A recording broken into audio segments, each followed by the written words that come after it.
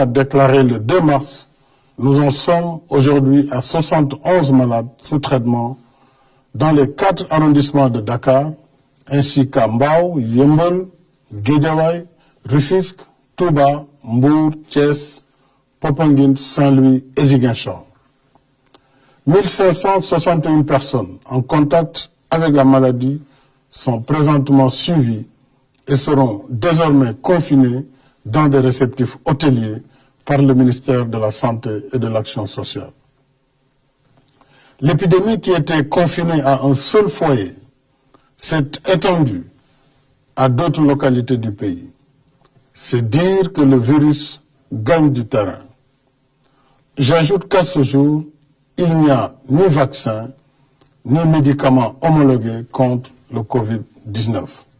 Ce soir, mes chers compatriotes, et je vous le dis avec solennité, l'heure est grave. La vitesse de progression de la maladie nous impose de relever les niveaux de la riposte. À défaut, nous courons un sérieux risque de calamité publique.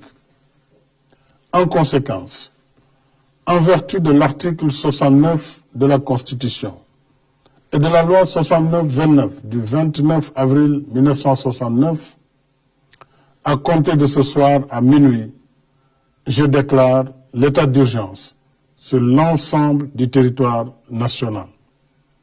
Le gouvernement, les autorités administratives et l'ensemble des services de l'État concernés prendront toutes les dispositions nécessaires à l'application sans délai du décret sur l'état d'urgence.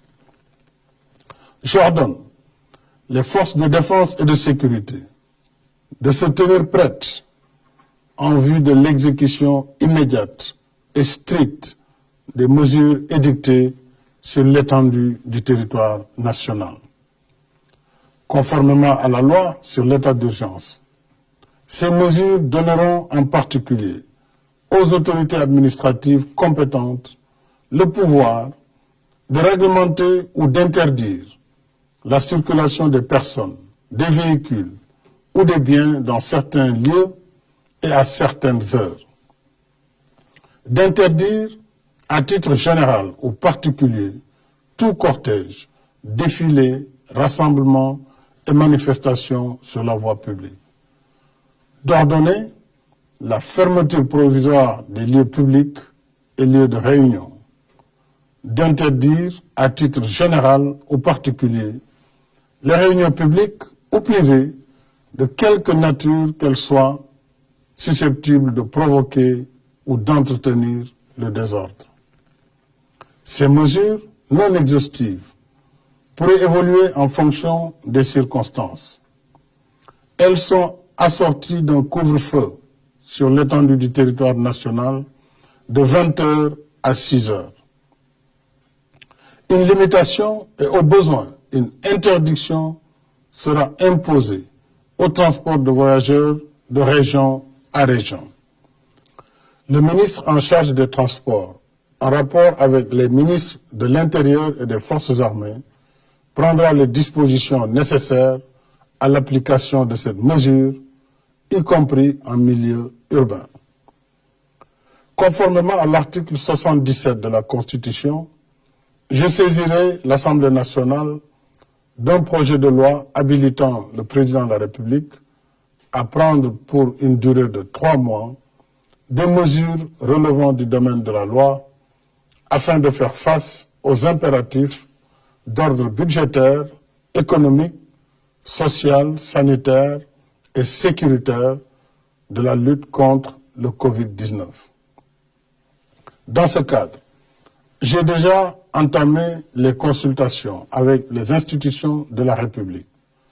Je les poursuivrai demain avec l'opposition parlementaire. Je tiens en particulier à l'approvisionnement régulier du pays en produits médicaux et pharmaceutiques. Il en est de même pour les denrées de première nécessité. Le gouvernement mettra en œuvre des mesures de lutte contre toute hausse indue des prix. Je suis également soucieux des effets de la crise sur l'économie nationale. Pour en atténuer l'impact, j'ai créé un fonds de riposte et de solidarité contre les effets du Covid-19, Force Covid-19, qui sera doté de 1000 milliards de francs CFA. Ce fonds sera alimenté par l'État et toutes les bonnes volontés. Je lance un appel à tous, au secteur privé et aux partenaires bilatéraux et multilatéraux, afin qu'ils apportent leur soutien aux forces Covid-19.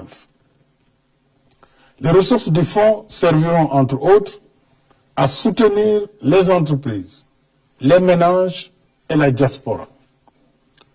Une enveloppe de 50 milliards sera consacrée à l'achat de vivres pour l'aide alimentaire d'urgence.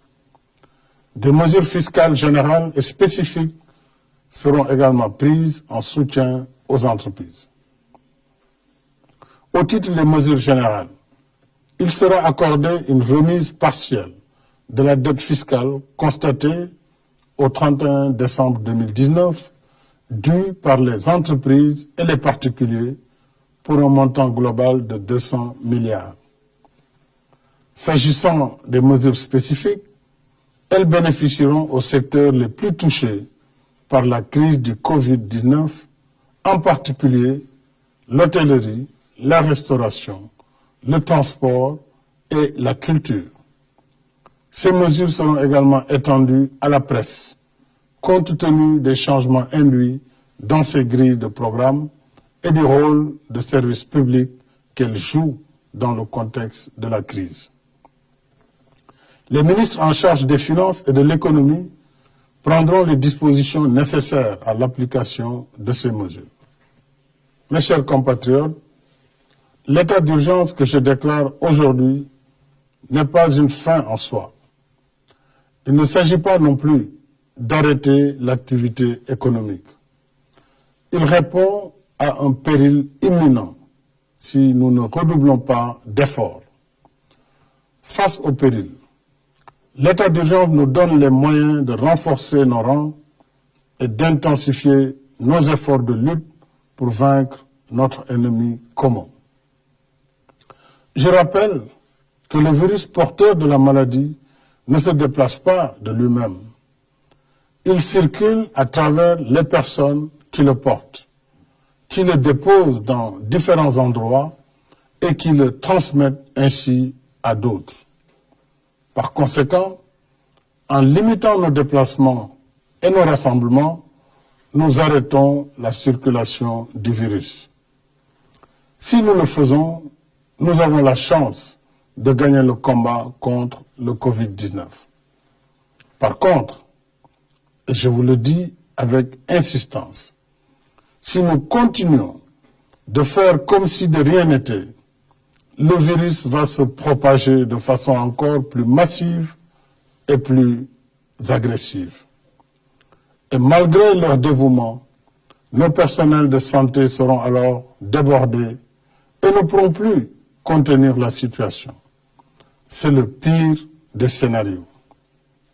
Nous ne le souhaitons pas. Alors, j'en appelle à une prise de conscience nationale sur la gravité de la situation. J'en appelle à la responsabilité de chacun et de chacune. J'en appelle à l'esprit citoyen et patriotique de toutes et de tous. Limitons nos déplacements. Évitons les rassemblements de quelque nature qu'ils soient. Il y va de notre propre santé et de notre propre vie.